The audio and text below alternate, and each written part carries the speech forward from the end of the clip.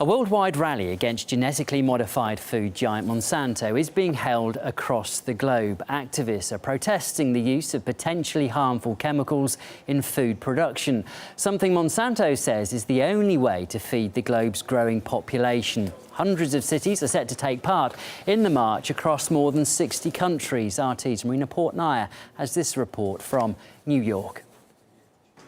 In the land of supersize, approximately 85% of all processed foods contain genetically modified organisms.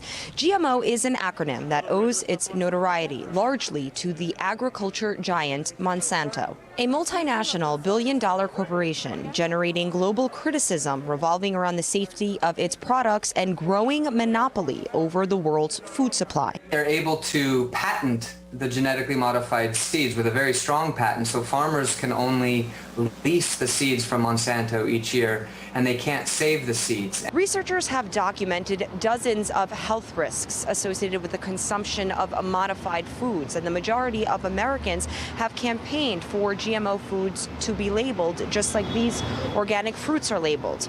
But so far, the will of the people has been silenced by the money of Monsanto. According to OpenSecrets.org, the company spent nearly $6 million last year lobbying federal lawmakers and food regulators. The payoff came this year with the passing of the so-called Monsanto Protection Act, a bill that gives biotech companies immunity from lawsuits pertaining to the production and sale of genetically modified seeds. The new reality of the world is that chemical companies are feeding us and our families. It's now sort of laboratory to table rather than farm to table. And in an effort to widen its power and profit, the agriculture giant has recently purchased a corporation which sells climate data to farmers. The price tag of $930 million wasn't a problem for Monsanto, which grossed a reported $13.5 billion in revenue last year. But decades before GMOs and fears about modified foods came along,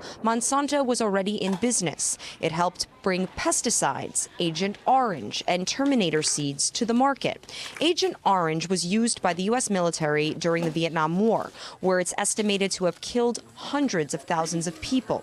Its effects are still being felt today. Vietnam says some 500,000 children have suffered birth defects due to herbicide. Monsanto's current practices have ignited protests around the globe. Millions are taking to the streets demanding that big food comes clean by either labeling genetically engineered products or not selling them at all. Marina Portnaya, RT, New York.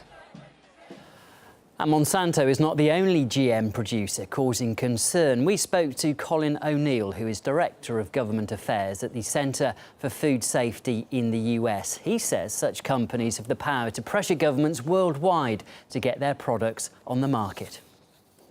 These marches are raising awareness about the issue and bringing awareness not only about Monsanto and its influence in agriculture, but also other chemical companies that have become major agribusiness influences on Capitol Hill. I think we see an overwhelming influence in governments, and that really has to do with money. That these are major chemical companies. The top, over 53% of seeds are owned by just a handful of these major agribusiness chemical companies. So they exert tremendous influence in politics and have millions upon millions of dollars to spend to ensure that their products get sped through reviews and also to ensure that consumers are not informed about what the products they are eating. So for instance, not labeling genetically engineered foods.